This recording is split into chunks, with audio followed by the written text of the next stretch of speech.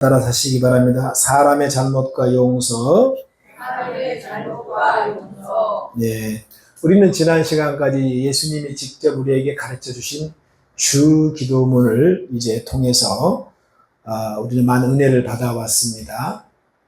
이 주 기도문도 보면은 사실은 십계명하고 다 연결이 되어 있어요. 왜냐하면 십계명이 제1계명부터 4계명까지는 위로 하나님과의 관계, 그리고 아래로는 이웃과의 관계, 사람들과의 관계죠. 그래서 너희가 아버지께 이렇게 기도하라. 그렇게 이제 우리가 말씀해 주신 것을 볼 수 있었습니다. 그리고 오늘은 연장선상에서 사람의 잘못, 우리가 눈에 보이지 않는 하나님은요, 그렇죠? 우리가 잘못해도요, 사실은 수없이 잘못하고 죄를 져도 그냥 넘어가 버려요. 그러나 사람들과의 관계 속에서, 이거 조금만 줄여주세요.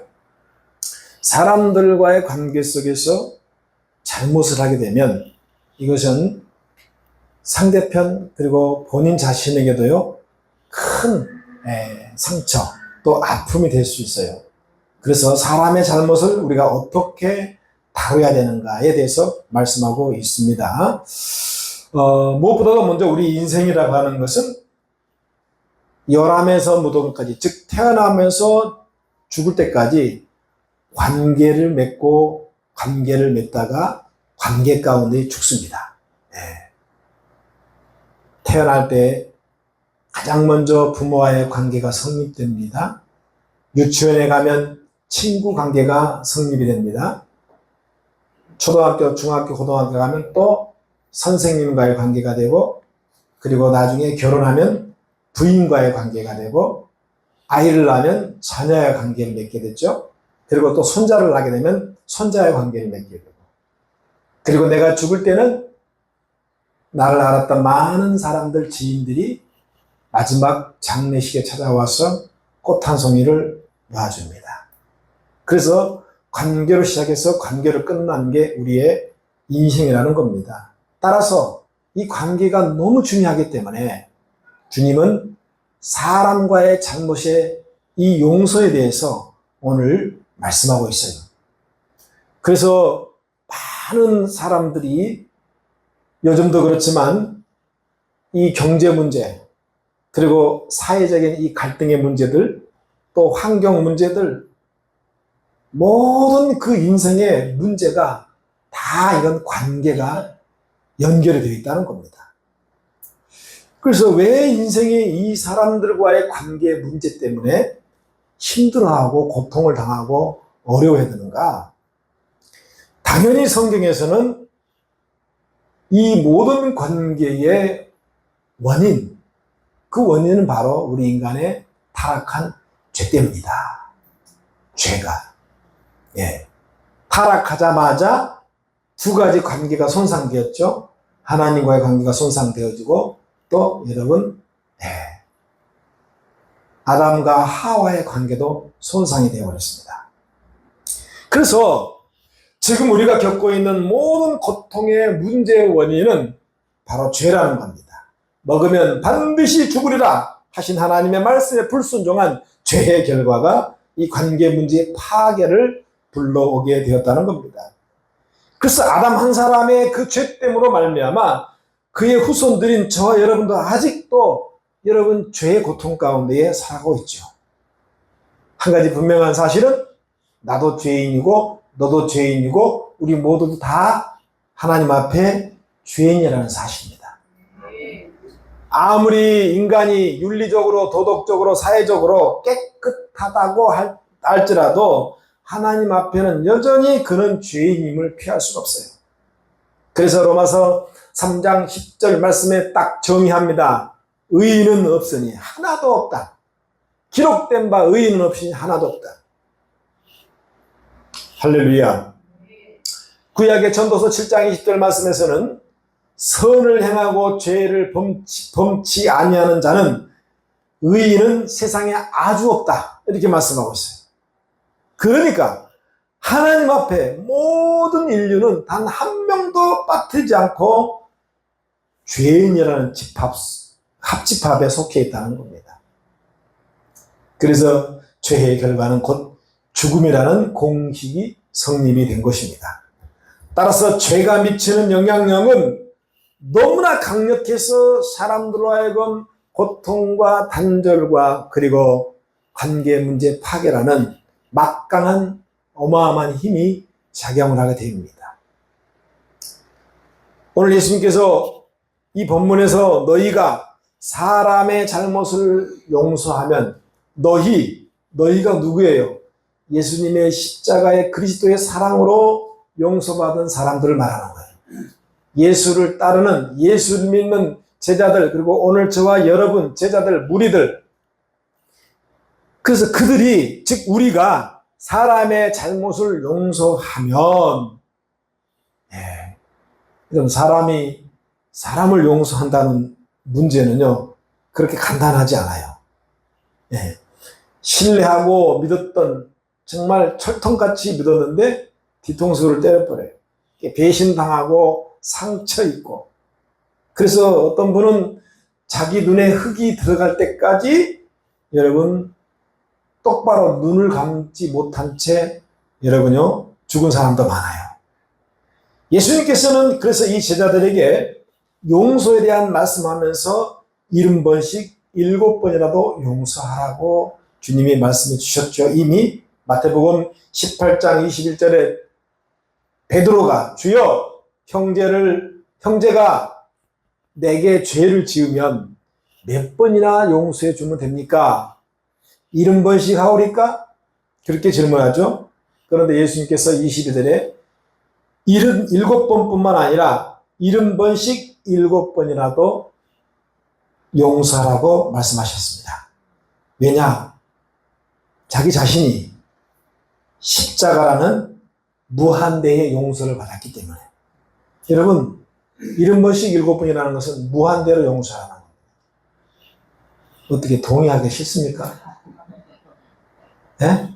왜 아멘 안 한가 보니까, 아이고, 그 왼수 같은 놈 내가 도저히 용서가 안 되는데, 돈 떼먹고 도망가고, 예.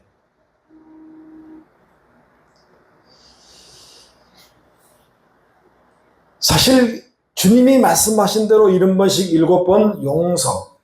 그렇게 만약에 우리가 살게 되면 사람들에게 때로는 정말 바보 취급 당할 수 있어요. 그래서 아예 바보로 살라는 말로 들릴 수 있습니다. 그럼에도 불구하고 왜 예수님은 지속적으로 그렇게 한결같이 용서를 강조하고 또 강조하고 주기도문을 가르쳐 주자마자 딱 첫 번째로 사람의 잘못의 용서에 대해서 말씀하셨을까? 여러분, 사람은 목숨이 붙어 있는 한 죽을 때까지 죄의 영향력 아래에 있기 때문에 잘못할 수 있어요. 죄를 지을 수 있다는 얘기예요. 그래서 우리 그리스도인들에게 정말 필요한 용서가 바로 전인격적인 용서이죠. 일시적인 용서, 가짜 용서, 때로는 감정적인 용서, 그 순간을 모면하게 한 용서. 이건 주님 앞에 진정한 인격적인 용서가 아니에요. 많은 사람들의 경우, 나는 그 일에 대해서 이미 잊어버렸어, 또는 용서했어 라고 말합니다. 그런데 여전히 그 속을 들여다보면 용서하지 못하고 살아가는 경우가 상당히 많습니다. 여전히 마음속에 과거에 잘못된 것들에 대해서 그대로 메모리 기억하고 간직하고 살아가고 있어요. 그러다가 상대가 조금만 나한테 잘못을 하게 되면 네가 나한테 이랬어. 그리고 나는 너한테 이랬어. 그래서 너는 안 되는 거야. 라고 옛날의 일들을 여지없이 꺼내서 여러분요, 강요하면서 상대를 지적하고 비판하고 비방합니다. 이것을 정신의학적으로 또는 상담심리학에서 말하는 바로 트라우마라는 게 있어요. 트라우마. 네. 가장 잘 한국적으로 표현하는 게 뭐예요? 네? 자라보고 놀란 가슴, 소뚜껑 보고 놀란단 말이에요. 네. 비슷한 상황만 와도 이런 트라우마가 속에서 물밀처럼 끌어올르는 겁니다. 용암처럼. 네. 이것을 정신의학에서 뭐라고 그러냐? 신체적 충격으로 일상생활에 나타나는 심리적 외상이 바로 트라우마다. 이렇게 정의하고 있어요. 근데 우리는요, 이 트라우마를 예수님의 말씀에 비추어서 한번 우리가 자세하게 들어볼 필요가 있다는 겁니다. 이게 무슨 말이냐? 어떤 분은, 야, 이것은 내 트라우마야. 이렇게 말하면서 그 트라우마에 갇혀서 나는 그렇게 행동할 수밖에 없고, 그렇게 살 수밖에 없다는 자기 정당화 또는 여러분 인정해 주기를 바라는 거예요. 물론 그 트라우마 때문에 그렇게 반응하는 것 어쩌면 당연한 거고 충분히 공감이 가고 이해가 되는 부분입니다.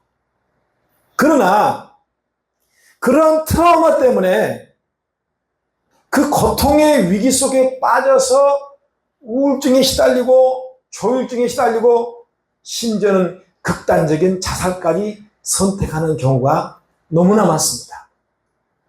그것을 주님이 원하시겠습니까? 그렇게 고통 가운데 트라우마에 빠져서 살기를 주님이 원하고 계실까요? 아니에요. 그래서 주님이 오늘 주기도문을 마치자마자 가장 먼저 사람의 잘못에 대해서 용서하라는 겁니다. 할렐루야. 그러면 예수의 영을 가진 우리 그리스도인들이 어떻게 이것을 극복할 것인가? 저 세상 밖에 하나님이 없는 저들에게 작동하는 트라우마 논리, 그러나 그들이 접근하는 트라우마, 예수의 영을 가진 하나님의 영을 가진 그리스도인들의 접근하는 트라우마에 대해서 분명히 방식이 달라야 됩니다. 할렐루야.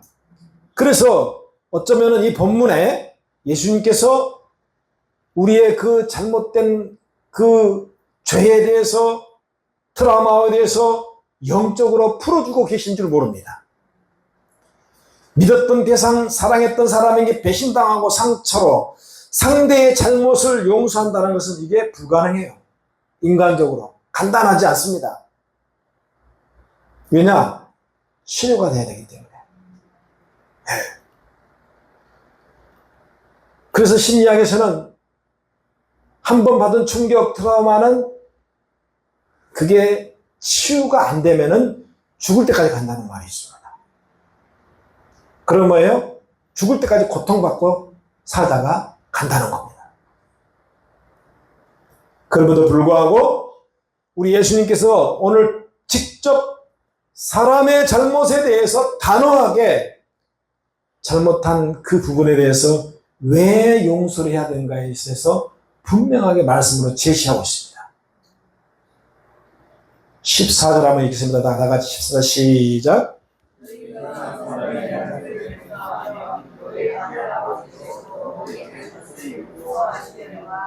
이 말씀을 자세하게 이렇게 들여다보면 이 그리스도인들에게 있어 사람의 잘못을 용서함에 있어서 내가 하나님께 용서받은 사람이라는 것을 사실은 먼저 알아야 한다는 거죠.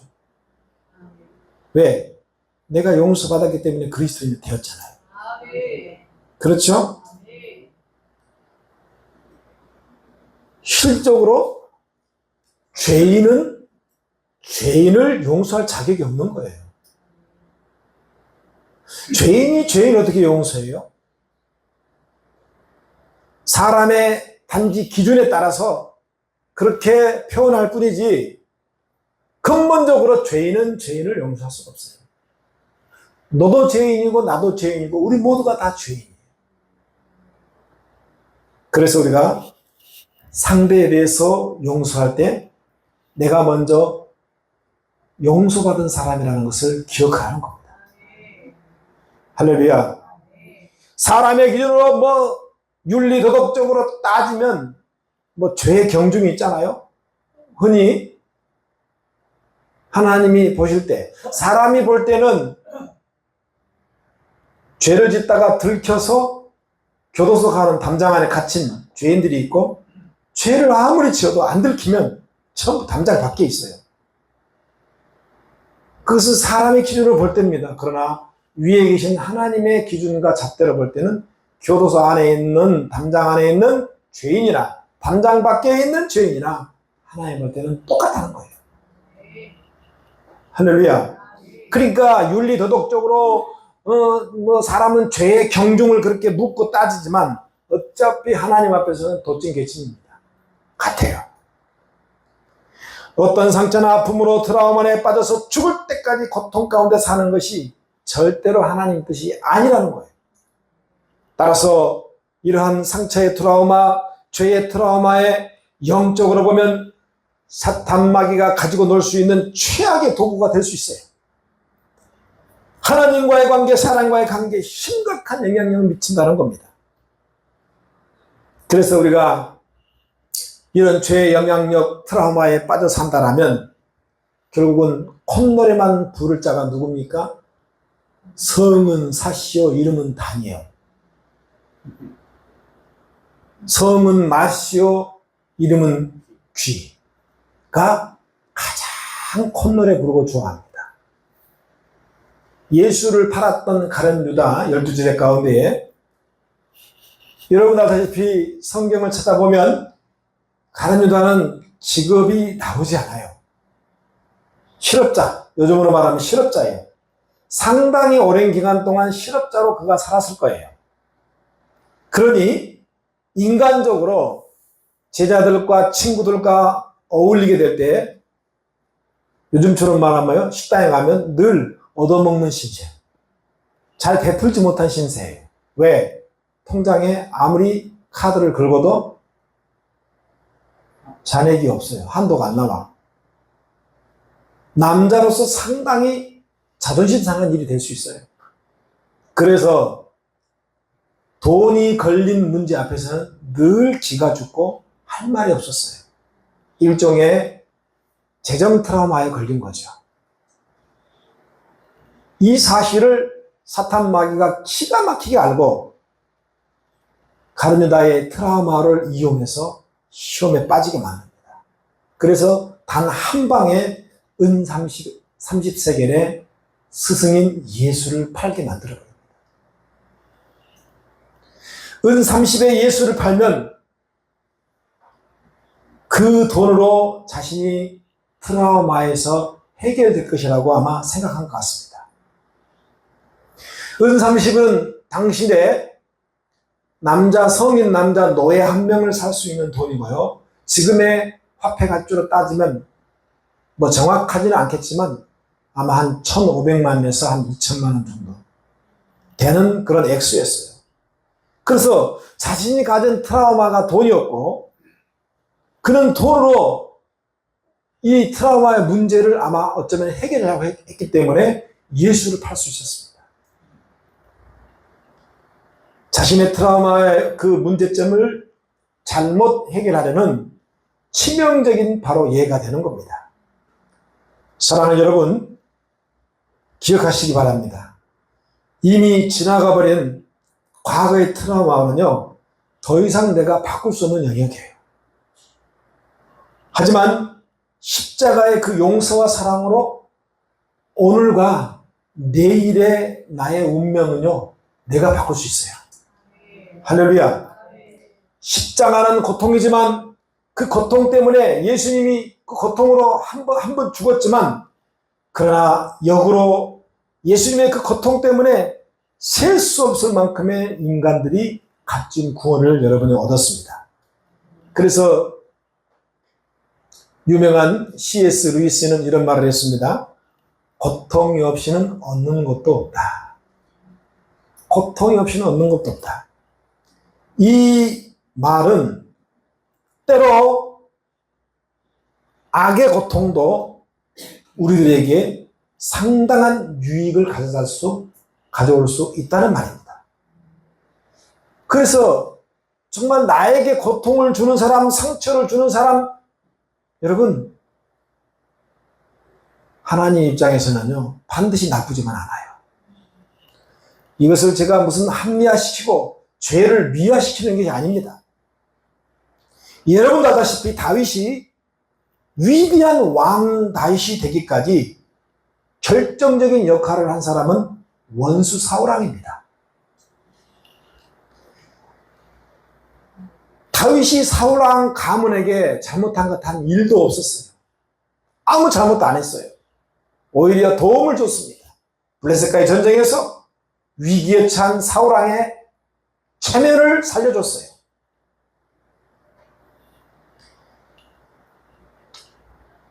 그래서 넓은 의미, 하나님의 그 경륜, 그 하나님의 경륜 가운데 넓은 의미를 보면 우리 하나님이 사울왕을 통해서 다윗에게 잘못을 하게 한 거예요. 왜? 하나님의 영광을 위해 사울왕의 악을 다윗에게 쏟아붓게 한 겁니다. 바로 이 부분이 우리 인간이 하나님을 이해할 수 없는 부분입니다. 할렐루야. 그래서 인간의 악과 신의 악, 반대로 인간의 선과 신의 선은요, 달라요. 이걸 인정해야 됩니다. 무슨 말이냐? 인간이 볼 때 가장 악한 자라 할지라도 여러분 하나님 편에 보실 때 가장 선한 자가 될 수 있어요. 반대로 인간이 볼 때 가장 선한 자라도 하나님 볼 때 가장 악한 자가 될 수 있어요. 이것이 바로 인간의 영역과 신의 영역의 차원이 다른 겁니다. 구약의 요셉은 형들의 시기 질투로 인생 자체가 다 망가진 사람이에요. 적어도 20년 이상, 거의 30년 가까이 고통의 연속이었습니다. 날마다 눈물의 연속이었습니다. 그 집안 피를 나눈 형제들에게 당한 상처, 급기야 외삼촌이 있는 라반의 집에 갔지만 역시 그 친척 라반에게 또 상처를 받습니다. 겁나게 이용당합니다.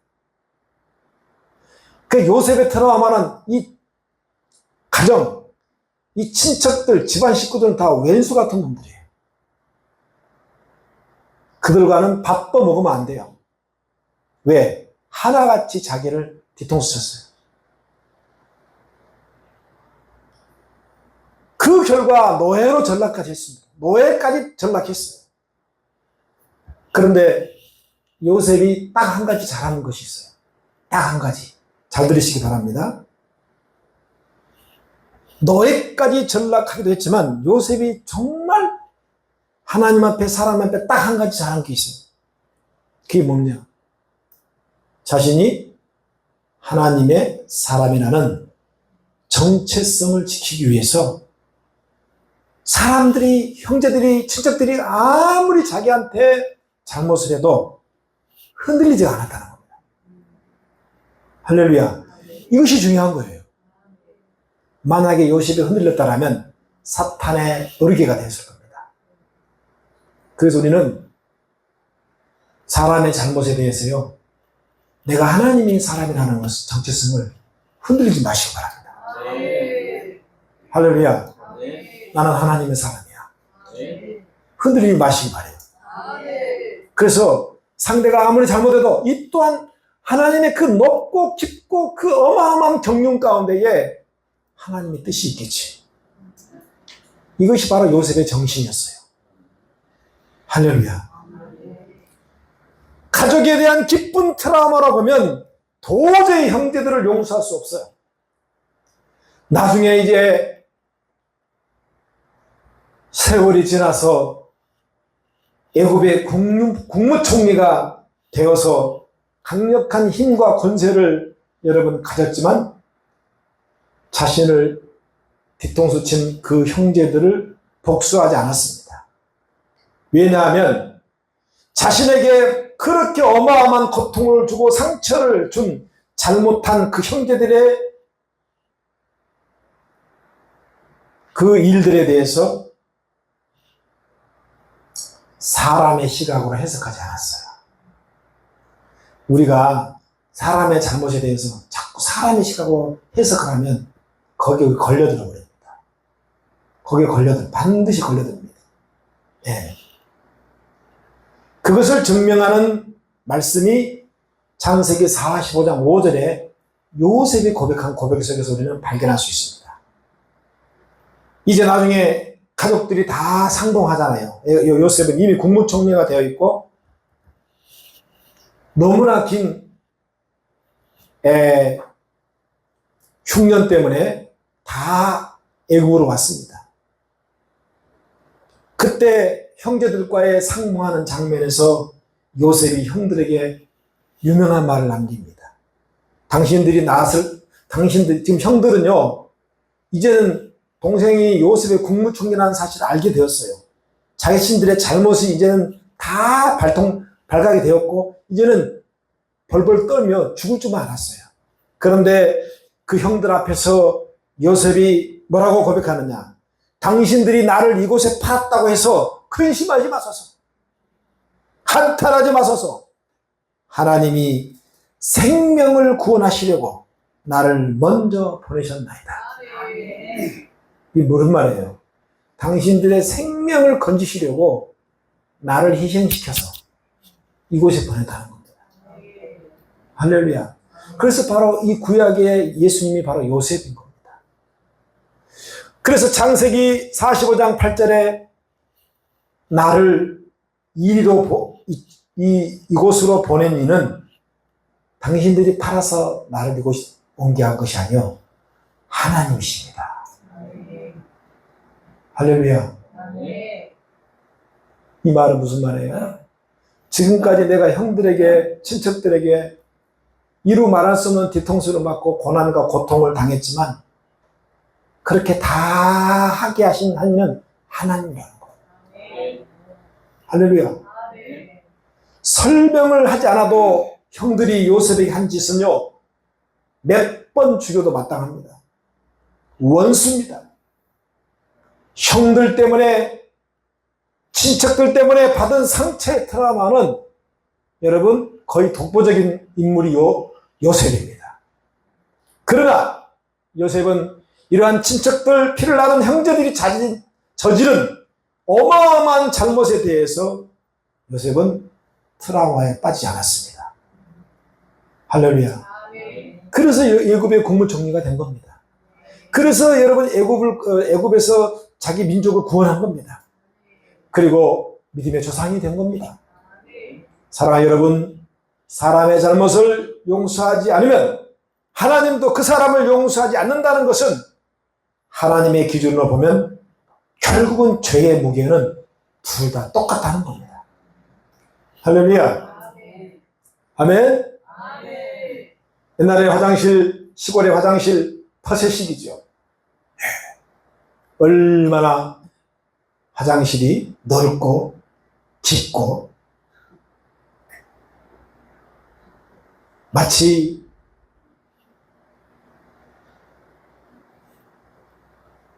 군데군데에 있는 그 우물가처럼, 그죠? 네, 정말 실력이 굉장히 좋아야만이 피해를 보지 않습니다.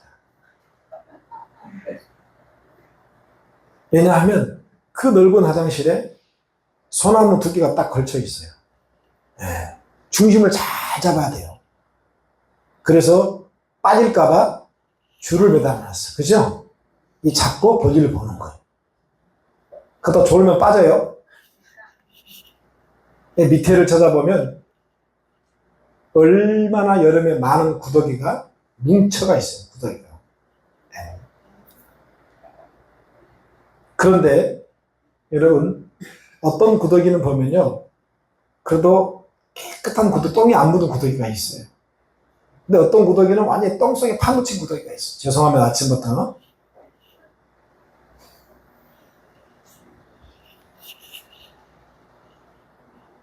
자기들끼리 대화를 합니다.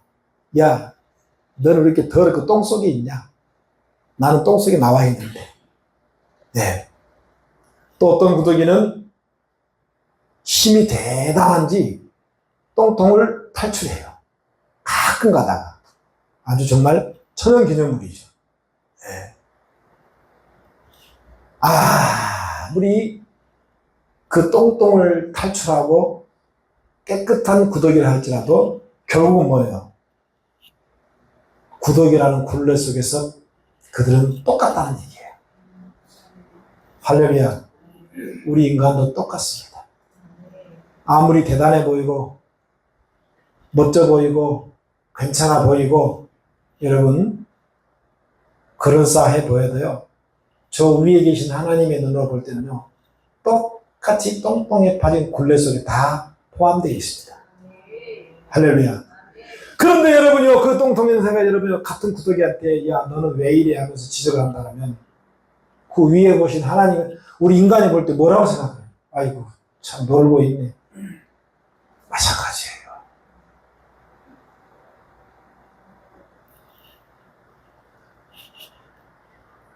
결국은 다 똑같습니다. 그래서 우리는 주의 이름으로 사람의 잘못을 용서해야 됩니다. 아니, 하나님의 이름으로, 주의 이름으로 우리가 여러분 그 사람의 상대에 대한 그 죄 문제에 대해서 하나님 앞에 내가 엎드려야 됩니다.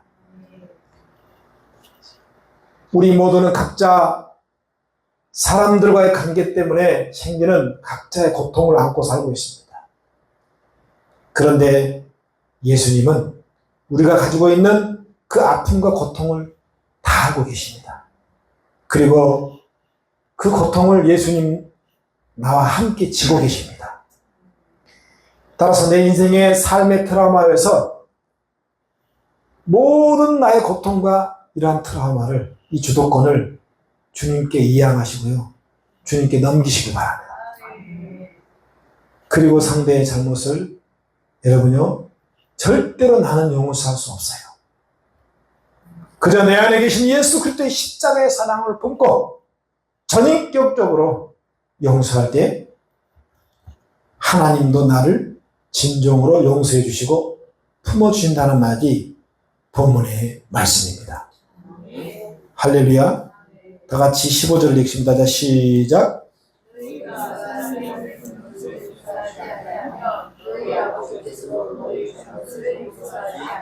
자, 너희라는 단어 나올 때 너희라는 단어 앞에 전부 자기 이름을 넣습니다. 자, 시작. 진현이가 사람의 잘못을 용서하지 않으면 진현이의 아버지께서도 진현이의, 이게 또 안 되는 부분이 있어요. 다시 한번 너희는 모두 자기 이름을 넣는 거죠. 시작. 사람의 잘못을 용서하지 않으면 진현이의 아버지께서도 진현이의 잘못을, 반대로 진현이가 사람의 잘못을 용서하면 진현이의 아버지께서도 진현이의 잘못을 용서하리라. 할렐루야. 여러분, 이 말씀을 기억하면서 우리는 사람의 잘못을 용서하며 삽시다. 그것이 상대를 위해서 주신 말씀 같지만 그렇지 않습니다. 바로 내 자신을 위해서 그렇게 하라는 겁니다. 할렐루야. 네. 따라서 우리는 오늘 이 말씀 앞에 다시 한번 머리를 조아리고 십자가 앞에 주님의 그 십자가를 통과하면서 아직까지 내가 걸러내지 못한 여러분 잘못에 대해서 순전하게 여러분 완벽하게 주님 앞에 걸러내므로 여러분 우리의 삶이 더욱더 건강하고 복된 삶이 되시기를 주의 이름으로 축원을 드립니다.